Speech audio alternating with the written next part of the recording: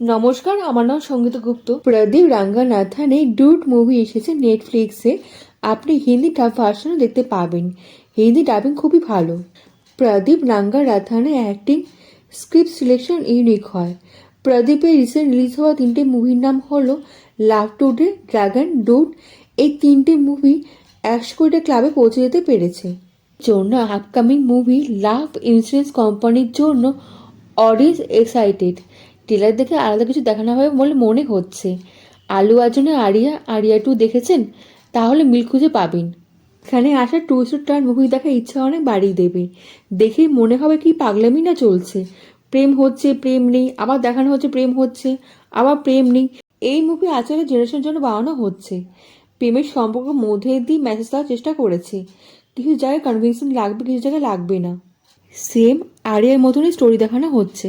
প্রদীপ acting ও সোয়াগের মাধ্যমে ফিল্মের দায়িত্ব নিজের কাঁধে তুলে নিয়েছে। প্রদীপ দারুণ অ্যাক্টিং করে। প্রদীপ রাঙ্গানাথনের অভিনয় বারবার ধনুষ ও রজনীকান্তের কথা মনে করিয়ে দেবে। শরৎ কুমার দুর্দান্ত অভিনয় করে। তিনি মুভি স্তম্ভ, চরিত্র চমকপ্রদ প্যাকেজে পরিণত হয়েছে।